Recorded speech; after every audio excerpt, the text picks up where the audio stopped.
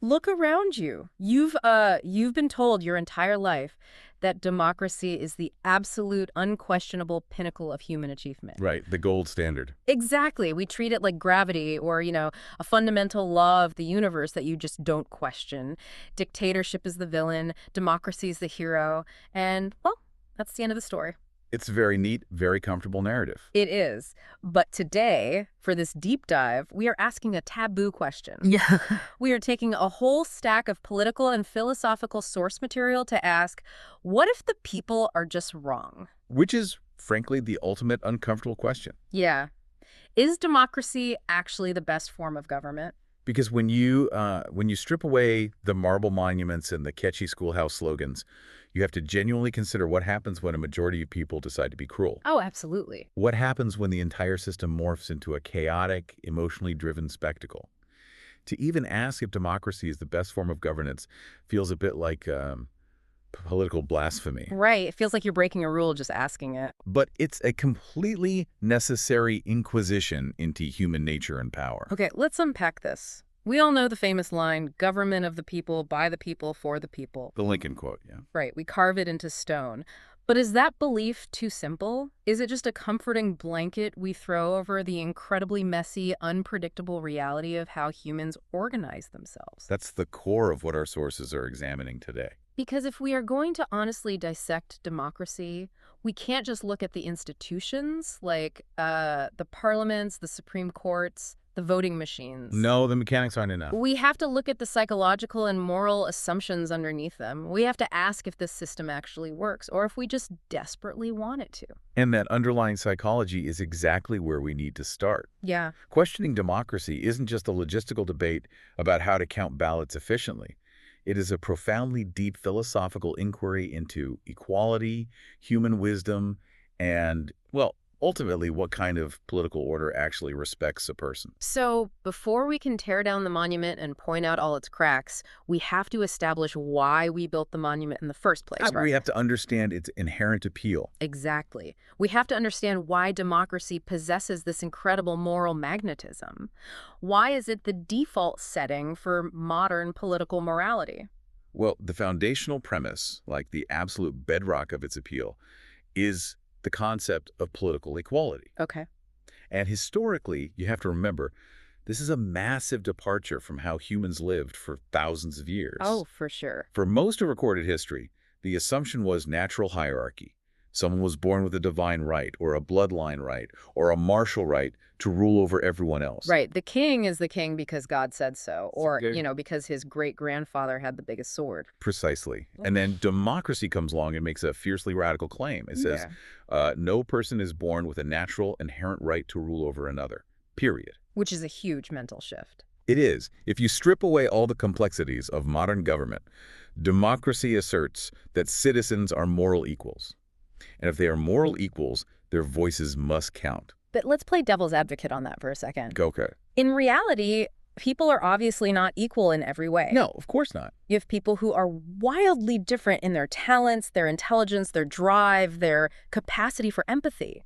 Like a brilliant geopolitical strategist and someone who thinks the earth is flat do not possess the same intellectual capital. They absolutely do not. Right. And democratic theory doesn't pretend they do. It doesn't. Not at all. Yeah. It acknowledges those massive disparities in talent, resources, and intellect. But democracy's claim is that even in the face of those vast inequalities, every single citizen still has a basic fundamental claim not to be treated as a lesser political being. Okay, I see. Your wealth or your genius does not give you a higher moral standing in the eyes of the state. That is how democracy respects the individual. It expresses this respect through representation and public participation. It basically says to you, you exist, therefore you matter to the state. So there's the philosophical respect, which is beautiful.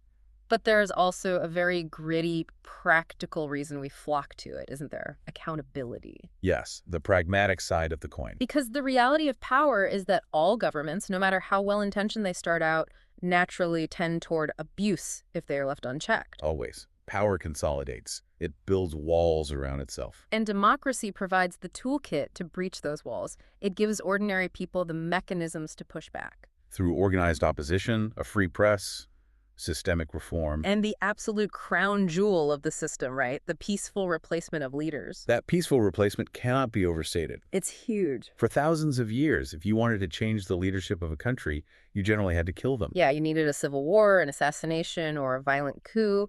Exactly. When rulers are chosen by the people, and crucially can be removed by the people without bloodshed, power loses its absolute terrifying permanence. I want to focus on this concept of voice from the source text. Okay. The source notes that being ruled without a voice is a form of profound political humiliation. It's a great way to phrase it. Think about this analogy. Imagine you were living in a house where someone else makes every single rule. Okay. They decide what you eat when the lights go out, how your paycheck is spent, and who you are allowed to associate with. Right. Total control. And the catch is you aren't even allowed to complain about it. You are entirely subject to their whims, whether benevolent or malicious. Yes, that visceral, suffocating feeling of total powerlessness. That is the exact political humiliation that democracy tries to prevent. It's the indignity of having your life dictated by external forces without even being permitted to register an objection. Right. It reduces an adult to the status of a child, or worse, like a piece of property. What's fascinating here is that when you view it through the lens of preventing political humiliation, democracy's purpose shifts dramatically. So. From this perspective, democracy isn't necessarily about being the most efficient system of management. It is primarily about being the most respectful system. Okay, I like that distinction. Imperfect participation is always framed as morally superior to total exclusion.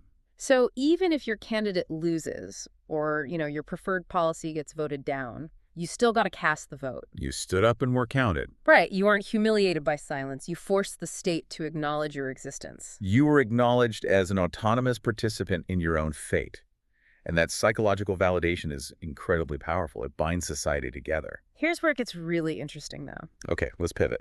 If democracy is built on the soaring, noble idea of giving everyone a voice to prevent humiliation, Yeah. what happens when the people using that voice are completely uninformed? Or worse, actively manipulated? You are identifying the exact pivot point where democratic theory crashes headfirst into human reality. It's a hard collision. This is the brutal truth of rule by the people. Because I look at the equality argument we just established, that everyone has equal political standing, and I have to point out a glaring vulnerability from the text. Which is? Equality of political standing absolutely does not guarantee equality of judgment. Not even close. Just because I have the legal right to speak doesn't mean I actually know what I'm talking about when it comes to, say, regulating complex financial derivatives or designing healthcare infrastructure. That is the gaping hole in the armor.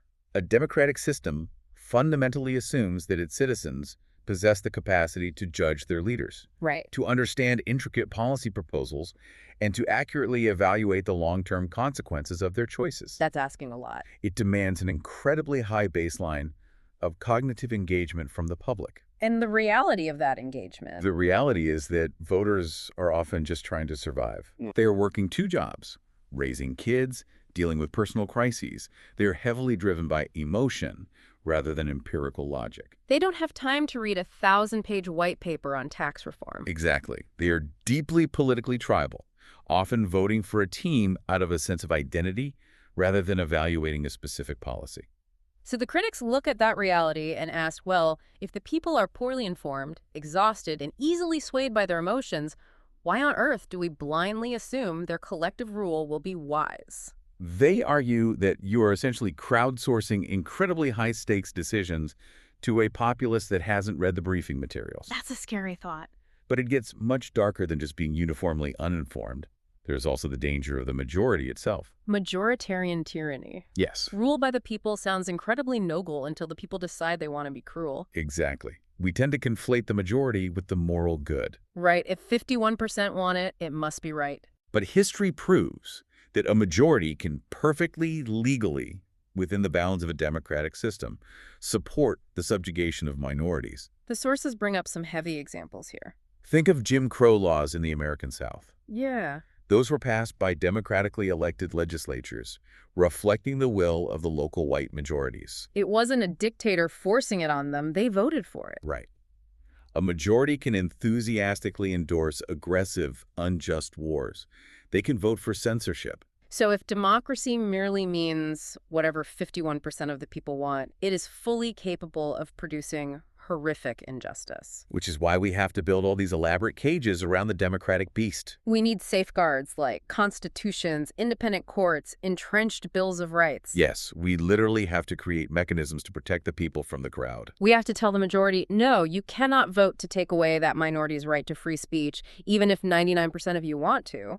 We establish those legal guardrails because we recognize the volatility of the mob. But even with those constitutional safeguards, modern democracy faces a newer, arguably more insidious threat. The vulnerability to mass manipulation. Yes, Oh, this is the part that really keeps me up at night. it's deeply unsettling. The forces distorting the system right now aren't just charismatic demagogues standing on a wooden box in the town square. No, we are navigating a landscape shaped by massive concentrations of wealth, media monopolies, algorithmic amplification of outrage. And highly sophisticated, data-driven fear campaigns. The mechanisms of persuasion have been totally weaponized by technology. Let's break down how that actually works, because I think people hear algorithms and they just think of, like, targeted shoe ads. Right, they think it's just marketing. But the mechanism of subverting independent democratic thought is so much more aggressive. The algorithm doesn't care about truth, and it doesn't care about a healthy republic. It only cares about engagement. Exactly. It categorizes your engagement. If anger keeps you scrolling, it feeds you anger. And it does this continuously, reinforcing your existing biases and isolating you from dissenting viewpoints. Right. So when you go to the voting booth, you aren't voting on a well-reasoned policy debate. You are voting on a neurologically hacked stress response. It's an entire technological infrastructure designed to bypass your logical prefrontal cortex and trigger your amygdala. Your deepest anxieties and tribal fears. So when voters are subjected to that environment continuously, they aren't truly governing themselves, are they? Not at all. They are being steered. Yeah. They are nudged, fragmented into echo chambers, and psychologically managed by actors who understand human behavioral psychology better than the voters themselves do. This leads to a chilling concept from the sources. Under these conditions, democracy stops being collective self-rule and devolves into mass-managed consent. That phrase is so striking, mass-managed consent. Think about that phrase. Are you truly participating, or are your reactions just being expertly managed by unseen forces? It's the illusion of agency. Are you the one driving the car? Or are you just a passenger who's been given a fake plastic steering wheel to make you feel in control? While the GPS takes you exactly where the tech company or the political operative wants you to go, It forces us to ask an existential question about our current system. Is this truly rule by the people, or is it rule over the people through the illusion of participation? and that is a very hard question to answer right now. So if we accept that the majority can be cruel, and that the modern voter is often uninformed and highly susceptible to this mass-managed consent, A really logical, and I have to admit, highly seductive alternative presents itself. the classic alternative, epistocracy, or rule by the knowledgeable. Yes, rule by the wise. Why not just let the smartest, most capable people make all the decisions? It's an argument that's been around for millennia. I mean, look at how we run every other high-stakes aspect of our lives. You wouldn't want to get on a commercial airplane that is flown by public opinion. Definitely not. If the pilot gets on the intercom and says, hey folks, we're going to take a vote on whether to land using the landing gear or just aim for the trees, you would panic. You'd demand an expert in the cockpit. Exactly. Or if you need a complex open-heart surgery, you wouldn't want the surgical procedure designed by a popularity contest on social media. No, you want the person who spent 12 years in medical school and has performed the surgery 1,000 times. So why do we assume that politics, which involves running entire economies, managing global supply chains, directing militaries, and designing public health systems? Incredibly high-stakes domains. Right. Why do we assume that incredibly complex machinery should be run by whoever wins a popularity contest? This is the historical and theoretical argument for rule by the wise. Where does it come from originally? It dates back to Plato's concept of the philosopher kings. Okay. The idea is that society should be governed by experts, technocrats, or meritocratic elites who possess the specialized knowledge required to navigate complex problems. And if we look at this neutrally, setting aside our democratic conditioning for a moment, the appeal is undeniably obvious. It makes complete logical sense. If you have a problem, give it to the people who actually know how to solve it. Right. Don't give it to a reality TV star, and don't give it to a demagogue who just yells the loudest on a debate stage. Give it to the engineers, the economists, the sociologists. If competence is the ultimate goal of governance, and if we believe that political power should ideally be tied to wisdom and empirical knowledge, then rule by experts is a formidable and highly rational challenge to the democratic experiment. It really is. It asks a devastatingly simple question. Why do we privilege the right to a voice over the right to competent governance? But before we all start begging for a board of elite technocrats to take over, we have to examine the massive dark trapdoor hidden beneath this idea of rule by the wise. Because history shows us that handing the keys over to the so-called experts doesn't usually result in a utopia. Not at all. The immediate, fatal flaw in the technocratic argument is a problem of definition. Right. The moment you say the wise should rule, you are immediately forced to answer a second, much more difficult question. Which is? Who gets to decide who counts as wise? Exactly. Who writes the test? And more importantly, who grades the test? Wisdom and competence are not universally agreed upon metrics like the boiling point of water. They're subjective. Highly subjective. In practice, historical claims to superior wisdom inevitably mutate. How do you mean? They might start as a genuine claim of competence, but they almost always descend into elite self-protection, class domination, and authoritarianism dressed up in a lab coat of expertise. It's the ultimate form of gatekeeping. Yes. The reelers look down from their ivory towers and say, "We know better than you. Trust us." And we've seen how that plays out. Think about literacy tests in the American South. A perfect example. They were explicitly designed under the guise of ensuring an informed electorate. Right, that was the stated goal. But they were actually weaponized to disenfranchise black voters. They used the concept of competence as a shield for vicious racism. Because they had defined themselves as the sole arbiters of wisdom. Ordinary people had absolutely no reliable mechanism to challenge them. This raises an important question, though, doesn't it? It brings us to perhaps the most important distinction in political philosophy. Okay. The vast, unbridgeable difference between technical competence and moral wisdom. Let's really dig into that difference, because I think in modern society, especially in the tech era, we constantly blur those two things together. We absolutely do. We assume that a billionaire who built a successful software company is somehow inherently equipped to solve deep sociological problems. We conflate intelligence with morality. Yeah. We assume that someone who is brilliant at economics or logistics is inherently equipped to make moral decisions for millions of people. But they aren't. No. Yeah. Technical competence does not guarantee a concern for the vulnerable. It does not guarantee a respect for human freedom. Right. And it certainly does not guarantee resistance to corruption. In fact, highly intelligent people are often exceptionally good at rationalizing their own corruption. So you could have a society that is technically perfect, but morally bankrupt. Exactly. Like a self-driving car with no steering wheel. It might calculate the fastest, most fuel-efficient route, but if it decides to drive you off a cliff for the sake of optimizing the traffic grid, you can't hit the brakes. That is a perfect functional analogy. An expert might design an incredibly efficient, perfectly orderly society that functions flawlessly on an economic spreadsheet, but is completely blind to the suffering of marginalized groups. The sources mention a very dark historical example here. Look at the eugenics movement in the early 20th century. Yeah, that's the one. That wasn't driven by uneducated mobs. It was championed by leading scientists, geneticists, and academics who believed they were using expertise to improve the human race. And it resulted in forced sterilizations and profound moral atrocities. Because it lacked moral wisdom.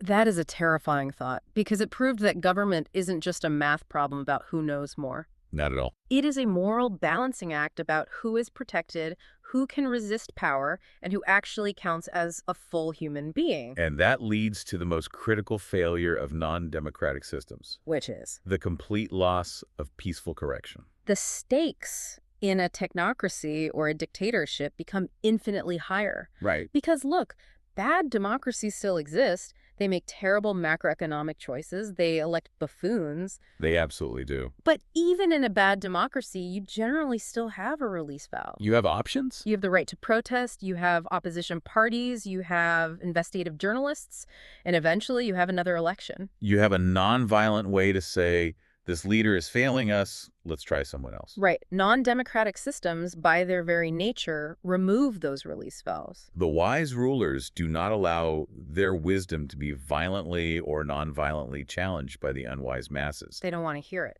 They view public opposition not as a legitimate grievance, but as an operational disruption to be eliminated. So when rule by experts inevitably makes a mistake. Because no matter how smart they are still human and will miscalculate. Exactly. When they make a mistake, it goes catastrophically wrong. Dictatorships don't have a reverse gear. No, they don't. If you want to change the leadership or correct a disastrous policy, you can't just vote them out. You basically need a revolution. You need violence. Which brings us to a fascinating, somewhat bleak crossroads in our analysis. Okay, where are we at? We've dismantled the flawless utopian vision of democracy by showing how vulnerable it is to manipulation, tribalism, and ignorance. Yeah. But we've also dismantled the alternative technocratic vision by showing how it inevitably leads to unaccountable authoritarianism and moral blind spots. We've basically burned the whole geopolitical map down. Pretty much. We've proven that giving the power to the mob is dangerous, and giving the power to the elites is dangerous. So now we have to sift through the ashes and reconstruct exactly why we should still defend democracy, despite its glaring, sometimes terrifying flaws. Right, because we do still defend it. Yes. Political philosophers generally offer two major defenses to help us rebuild this foundation. Okay, what are they? The instrumental defense and the intrinsic defense. Let's start with the instrumental defense. This is the argument that democracy is basically just a useful tool, right? Correct. The instrumental defense is purely practical. It is an empirical argument based on historical observation. Okay. We defend democracy because, statistically speaking, it tends to produce better outcomes. Better than the alternatives, anyway. Right. Democracies generally produce better public policies, less catastrophic abuse of power, more stable economies, and societies that are generally more responsive to human needs. The text mentions economist Amartya Sen here. Yes, he famously pointed this out with famines. Right. He noted that no substantial famine has ever occurred in an independent, functioning democracy with a free press. Which is an incredible statistic. It really is, because the feedback loop, like the press reporting the starvation, the opposition party hammering the leader, it forces the government to respond. They have to, or they lose power. Whereas in a dictatorship like Mao's China or Stalin's Soviet Union, millions can starve because the local leaders are too terrified to tell the dictator the truth. And there's no free press to expose the failure. Exactly.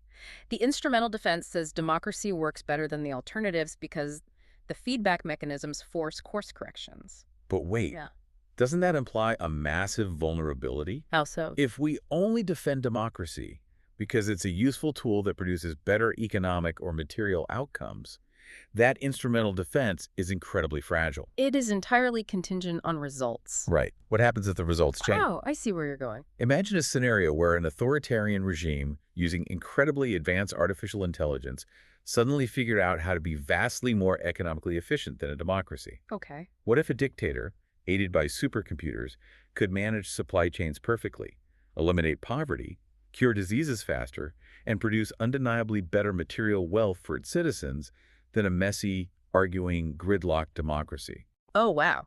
So if your only defense of democracy is efficiency and material outcomes, then the moment the dictator becomes more materially efficient, your defense instantly collapses. You'd have to logically concede the argument and hand over the keys to the AI dictator. You'd have to say, well, the algorithm feeds us better, so cancel the elections. That is the profound peril of relying solely on an instrumental defense. It turns democracy into a performance review. Which is why political theory guides us toward the deeper, much stronger defense from our sources. The intrinsic or moral defense of democracy. So if we aren't defending it because it's a well-oiled machine that produces the most wealth, why are we defending it? We defend democracy because it is good simply in itself, regardless of the immediate material outcomes. Okay. It is good because it treats people as political equals. It respects their fundamental status as free, autonomous citizens. The intrinsic defense argues that democracy embodies a necessary moral relationship between the ruler and the ruled. It circles all the way back to our earlier point about avoiding political humiliation. Exactly. Let's revisit your hypothetical AI dictatorship. Okay. It might run flawlessly. The trains are exactly on time to the millisecond, the economy is booming, everyone has a universal basic income, and no one is hungry. Sounds pretty good on paper.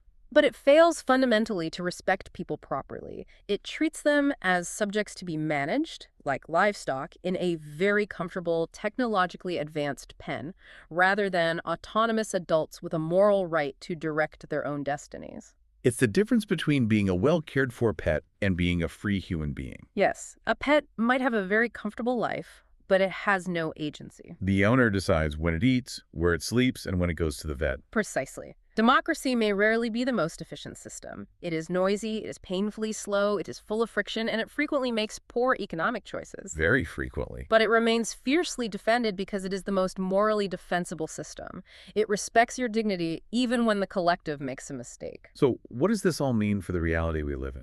Well, if the entire moral defense of democracy relies on this lofty idea of treating citizens with respect and ensuring their voices genuinely matter, Yeah.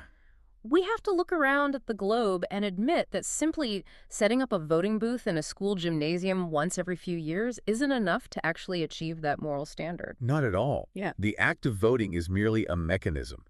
It is not a magic spell that instantly conjures freedom. Think about this. If a country holds an election and millions of people line up and cast paper ballots, does that mean they are actually living in a democracy? Absolutely not. And we see this constantly in modern geopolitics. Right. A nation can maintain the entire theatrical architecture of elections and still be thoroughly corrupt, deeply unequal, heavily manipulated, and entirely hostile to genuine dissent. It's the illusion of elections. Yes. It's checking a box to put a veneer of international legitimacy on a system that is rotting from the inside. Authoritarian regimes hold elections all the time. They love elections, provided they control the outcome. It allows them to claim a mandate. Yeah, exactly.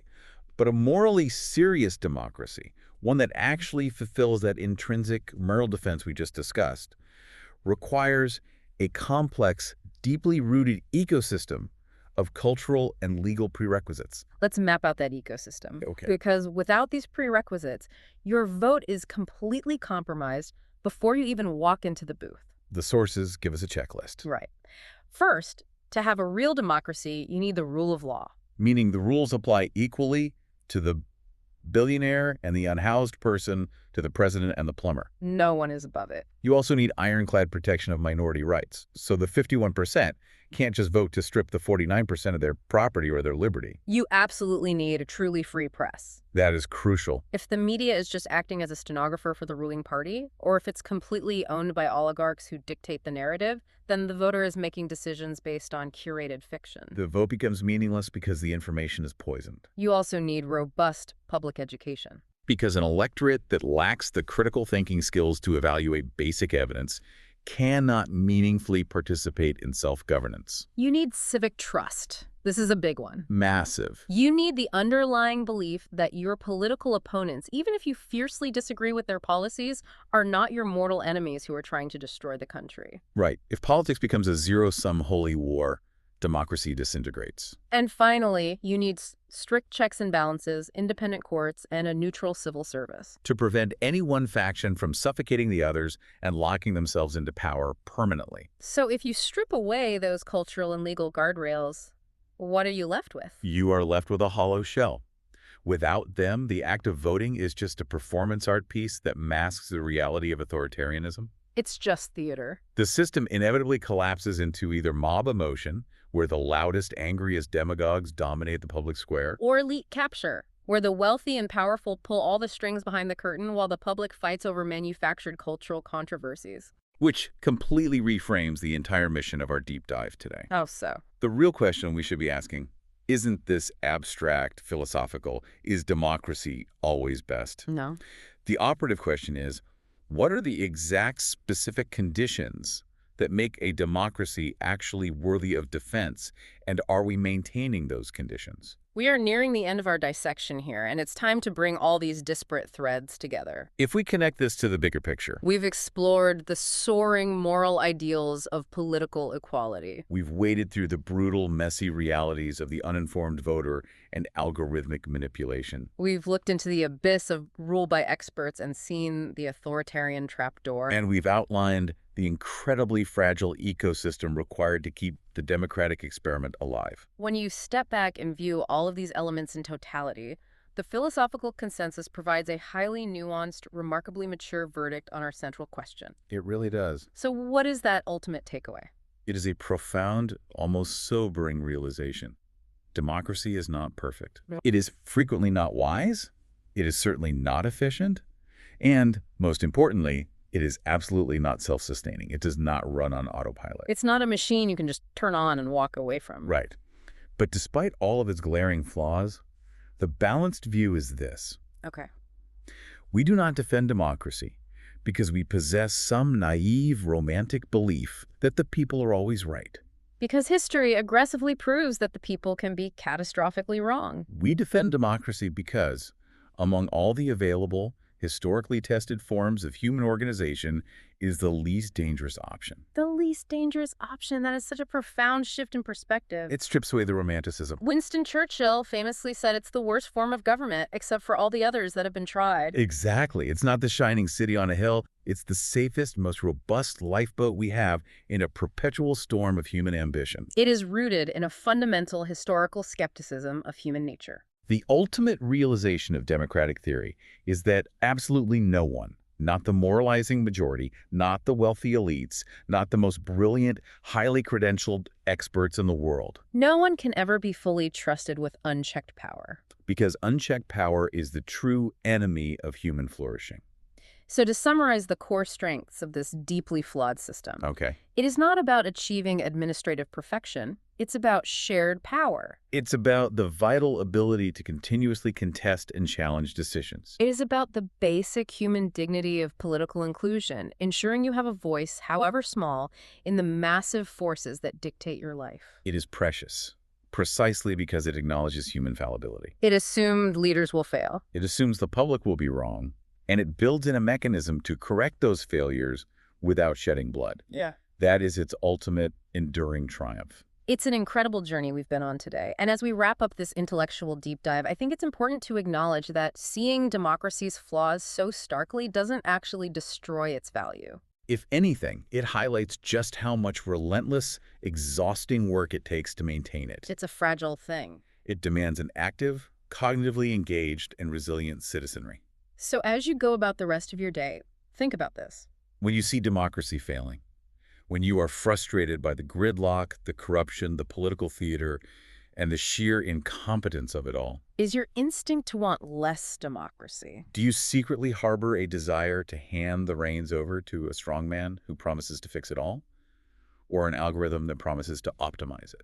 Or is your instinct to want deeper, better, more robust democracy? And what kind of citizen does this incredibly fragile system require you to be to prevent it from collapsing? Those are the defining questions, not just of political philosophy, but of our immediate future. And I think that leads right into the final thought for today. Yeah, I want to leave you with one final lingering thought that builds on everything we've discussed. We spent a lot of time talking about the intrinsic moral defense of democracy. The idea that it's good because it genuinely respects the independent, autonomous voices of free citizens. But we also dug deep into the mechanisms of mass-managed consent.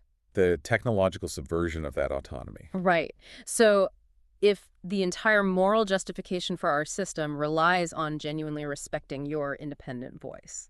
But modern algorithms, hyper-targeted fear campaigns, and massive disinformation networks are continuously and successfully transforming your genuine voice into manufactured, neurologically hacked consent. At what point does a democracy technologically evolve into a completely different, darker form of government? While still comfortably and falsely calling itself a democracy. At the start of this deep dive, we talked about that clean assumption that democracy is simply the good one and dictatorship is the bad one. But looking at the mechanics of engineered consent, the picture isn't just murky anymore. It's actively changing shape, and we're the ones who have to figure out what we are actually looking at before the choice is no longer ours to make.